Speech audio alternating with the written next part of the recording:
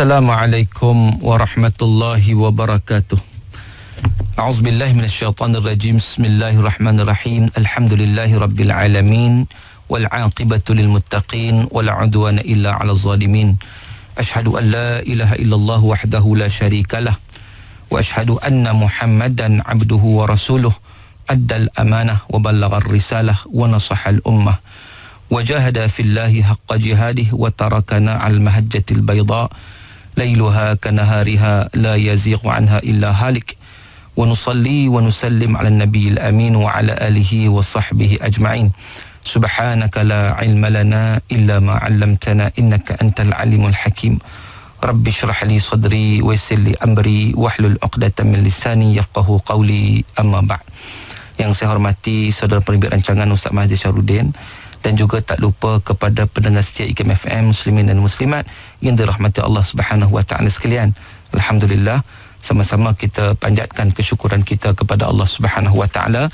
Sekali lagi kita dapat bersama-sama untuk berada di ruang udara IKIM FM untuk sama-sama kita meneruskan perbincangan kita tuan-tuan dalam surah Al-Ankabut, yang mana kita masih lagi membincangkan ayat yang ke-44, iaitu firman Allah Subhanahu wa taala, a'udzubillahi minasyaitonir rajim, khalaqallahu as-samawati wal arda bil haqq inna fi dhalika laayatan lil mu'minin. Sadaqallahul azim. Maksudnya Allah Ta'ala mencipta langit dan bumi dengan cara yang bilhaq, dengan layak dan berhikmah. Sesungguhnya yang demikian itu mengandungi satu tanda yang membuktikan kebijaksanaan Allah bagi orang yang beriman kepada Allah Subhanahu wa Ta'ala. Tuan-tuan yang dirahmati Allah, kita telah bincang sebahagian perbincangan tentang ayat ini dalam siri yang lalu. Cuma kita nak meneruskan lagi sedikit lagi perbincangan kita bila mana Allah sebut khalaqallahu as-samawati wal ard bil haqq. Allah menciptakan langit dan bumi dengan kebenaran bil haqq. Jadi maksud kebenaran itu disebut dalam tafsir Al-Azhar, menyatakan kebenaran ialah dengan Allah menciptakan dengan teratur. Itu maknanya Allah Ta'ala menciptakan dengan sempurna, tak kacau bilau, semuanya diatur cantik, secara keseluruhannya diatur, secara terperinci pun diatur. Dan dalam mengurus segala lapisan langit dengan bintang-bintangnya, diurus pula oleh manusia yang tinggal di muka bumi, baik seluruh manusia atau tiap-tiap seorang manusia. Diurus pula apa yang patut dimakan manusia untuk hidup. Mana Allah mengurus semua. Misalnya kalau tengok, Allah Ta'ala juga mengurus tumbuhnya tumbuh-tumbuhan, diatur pembahagian manis buah-buahan.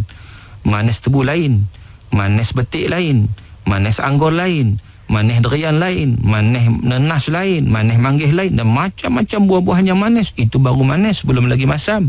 Masam buah ini lain daripada masam buah itu. Semuanya diatur oleh Allah Subhanahu wa taala. Mangga contohnya macam-macam jenis pula. Pisang contohnya macam-macam jenis pula.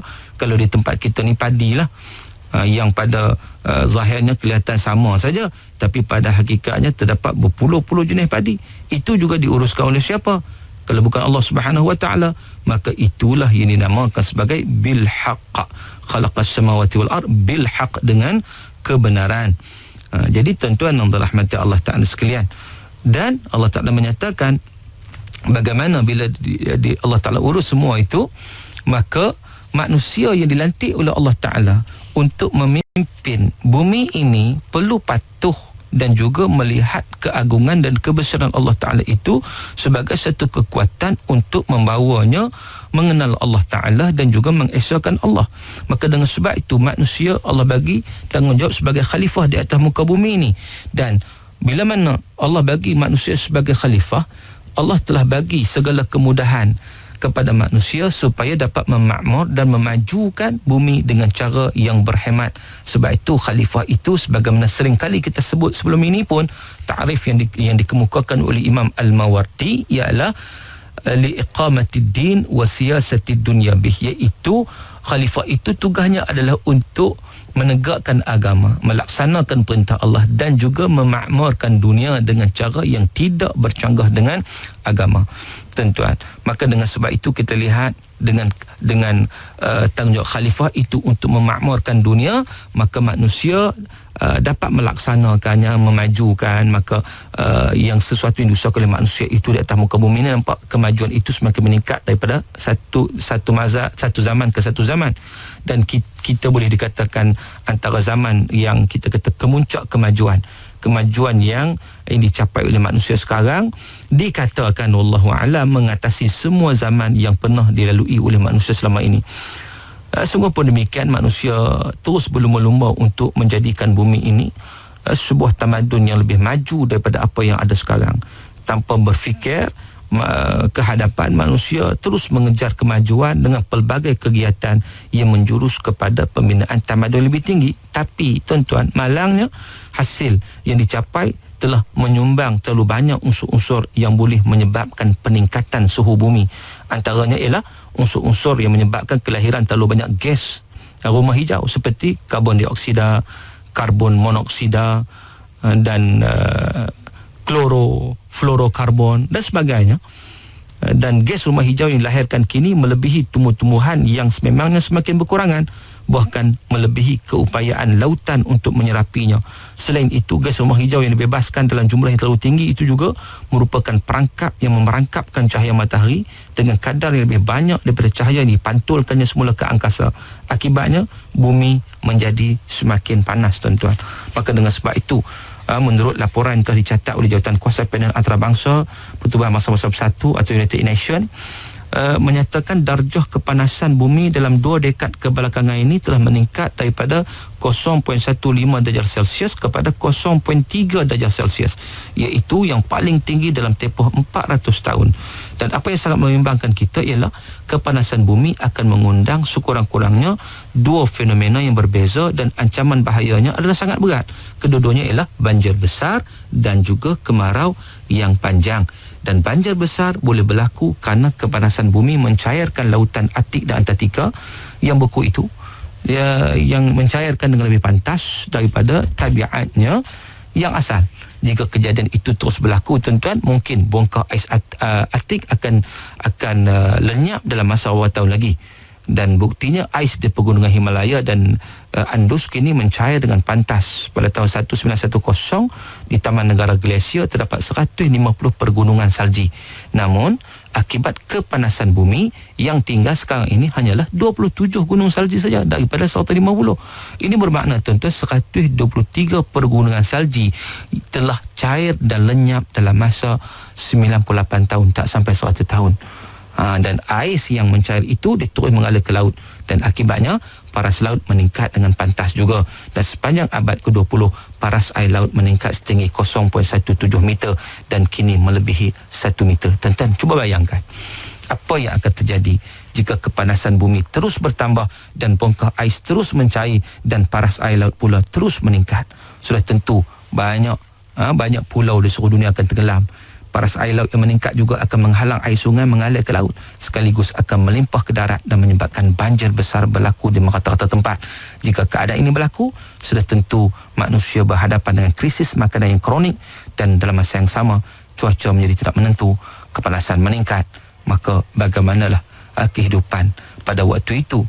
Tuan-tuan, tiada sesiapa mengetahui selain daripada Allah Subhanahu Wa Taala yang mengetahui bilakah sampai masa bumi ini akan hancur ataupun berlaku kiamat. Namun tuan-tuan yang dirahmati Allah Taala sekalian, itulah keadaan sesuatu itu. Ianya lama kelamaan dia akan hancur satu persatu. Itulah bila kita tengok ni, kata bila mana kita merenung ciptaan Allah Subhanahu Wa Taala ini, kita lihat dari sudut kita kata penciptaan ini, kita mengkaji, kita akan dapati bagaimana apa yang disebut oleh Allah Subhanahu Wa Taala itu pasti akan berlaku. Bumi, langit semua satu ketika dia akan hancur, dia akan habis. Dan tengok pada hari ini pun semakin berlakunya kemarau yang panjang, kadang-kadang banjir yang besar, gempa bumi pun makin banyak, dan ini semua menunjukkan bagaimana keadaan bumi yang makin lama makin tidak stabil, dan akhirnya dia akan menuju kepada hari kiamat. Tuan-tuan yang dirahmati Allah. Namun begitu, satu pengajaran kepada manusia untuk diambil pengajaran dan juga perhatian. Kadang-kadang segala apa fenomena alam yang berlaku, kepanasan ke apa semua, ianya juga penyebabnya adalah manusia itu sendiri yang engkar kepada Allah Azza wa Jalla, sebagaimana firman Allah Ta'ala, zaharal fasadu fil barri wal bahr bima kasabat aydin nas liyudhiqahum ba'dal ladzi amilu la'allahum yarji'un, yang bermaksud telah timbul pelbagai kerosakan dan bala bencana di darat dan di lautan dengan sebab apa yang telah dilakukan oleh tangan-tangan manusia, dan timbulnya yang demikian kerana Allah hendak merasakan mereka sebahagian daripada balasan perbuatan-perbuatan buruk yang telah mereka lakukan, supaya mereka kembali insaf dan bertaubat kepada Allah Subhanahu wa Ta'ala. Tuan-tuan yang dirahmati Allah Ta'ala sekalian, maka dengan sebab itu kita lihat di ujung ayat Allah Ta'ala sebut, inna fi dzalika laayatan lil mu'minin, iaitu dan sungguhnya demikian itulah mengandungi satu tanda yang membuktikan kebijaksanaan Allah Ta'ala bagi orang yang beriman. Tuan-tuan yang dirahmati Allah Ta'ala sekalian, dan hujung ayat ke-44 ini merupakan kita sebut sebagai satu peringatan daripada Allah Subhanahu wa Ta'ala. Selalu dalam ayat lain pun Allah Ta'ala memperingatkan tentang kejadian langit dan bumi, pergantian siang dan malam, turunnya hujan dari langit, mengalirnya air di sungai menuju lautan, angin sepoi-sepoi yang berhembus. Semuanya itu adalah merupakan ayat ataupun petanda-petanda yang mana semuanya itu adalah satu petanda. Tetapi yang mengetahui petanda itu hanyalah orang yang beriman kepada Allah Subhanahu wa Ta'ala. Apabila orang telah mengisi hidupnya dengan iman, maka segala ketaatan kepada Allah Ta'ala akan dilakukan dengan sebaik mungkin. Kerana orang yang beriman ini, mereka akan diberi petunjuk, hidayah dan bimbingan, sehingga mereka setapak mereka menampak dalam kehidupan dunia ini, mereka akan nampak hikmah sesuatu yang diciptakan oleh Allah Subhanahu wa Ta'ala. Dan kalau kita lihat pada seluruh alam ini, diperhatikan pula manusia yang hidup di dalamnya, terasa syukur kepada Allah kerana kita dapat sama-sama diberikan hidayah oleh Allah Subhanahu wa Ta'ala. Allah Ta'ala menurunkan agama untuk kita berpegang kepadanya. Inna din 'indallah al-Islam, sesungguhnya agama yang diridai oleh Allah ialah Islam. Kemudian Allah Ta'ala mengutuskan pula para anbiya, para rasul. Diutuskan Nabi SAW, wa ma arsalnaka illa rahmatan lil alamin, kata Allah Ta'ala, iaitu tidak kami utuskan kau yang Muhammad kecuali untuk memberi rahmat kepada sekalian alam, memberi teladan. Dan semua benda ini tuan-tuan, bila mana kita dengan pertolongan dengan Al-Quran diturunkan, kitab diturunkan, Allah Ta'ala bagi petunjuk pada kita, hantar pula para Nabi, apa semua itu untuk apa? Untuk kita mengenal siapa diri kita, mengenal siapa Tuhan kita, dan juga untuk kita mengambil manfaat, dan seterusnya kita menjadi hamba Allah Subhanahu wa Ta'ala yang saleh, yang taat kepada Allah. Jadi di situ nak menyatakan kepada kita tuan-tuan, ayat 44 ni secara ringkasnya juga kita boleh sebut bagaimana bila Allah Ta'ala sebut tentang penciptaan langit dan bumi, dia bukan sekadar sebutan semata-mata, tidak, tetapi dia lebih kepada bagaimana nak mengajak manusia berfikir. Bila mana Allah menciptakan langit dan bumi, ianya mengandungi pelbagai hikmah dan faedah, kerana Allah Ta'ala tidak akan menciptakan sesuatu itu secara sia-sia atau permainan saja. Antara hikmahnya disebut dalam tafsir Al-Maraghi, antara hikmahnya supaya manusia itu dapat mengetahui Al-Khaliq yang telah menciptanya, sehingga mendorong mereka beribadah kepada Allah Subhanahu wa Ta'ala. Tuan-tuan yang dirahmati Allah Subhanahu wa Ta'ala sekalian, dan dalam sebuah hadis qudsi Rasulullah telah bersabda yang bermaksud, aku adalah zat yang tersembunyi, oleh itu aku mahu dikenali, maka aku mencipta makhluk, dan dengan ciptaanku itulah mereka dapat mengenaliku. Jadi maknanya Allah Ta'ala menciptakan sesuatu itu supaya manusia itu mengenali Allah Subhanahu wa Ta'ala melalui penciptaan Allah Subhanahu wa Ta'ala tersebut. Maka segala rahsia ini hanya dapat dipahami dan diketahui oleh orang yang beriman kepada Allah, yang membenarkan Rasulnya. Ini disebabkan mereka sahaja yang mahu memerhatikan semua bukti yang dapat menyingkap rahsia tersebut. Macam juga satu bila mana seseorang, orang Arab Badui inilah, yang mana dia cara nak kenal Allah Ta'ala ni dilihat kepada segala ciptaan-ciptaan Allah. Dia kata al-ba'ratu tadullu 'alal ba'ir wa atharul aqdam yadullu 'al mathir. Tai unta menunjukkan adanya unta. Ini cara Arab Badui berfikirlah. Dan tapak kaki menunjukkan adanya orang berjalan. Itu mana setiap sesuatu ada petanda dia. Lalu dengan bumi yang begitu hebat, langit yang begitu besar ini, maka bukankah ia menunjukkan kepada Al-Latiful Khabir, iaitu Allah Subhanahu wa Ta'ala yang maha bijaksana, yang maha berkuasa, yang maha mengetahui dan maha segala-galanya. Jadi di situ tuan-tuan, itulah tujuannya. Bila mana Allah Ta'ala ciptakan makhluk-makhluk Allah ini, Allah ciptakan langit dan bumi, Allah Ta'ala ciptakan segala al-kauniyat ini, sebenarnya adalah untuk manusia itu melihat.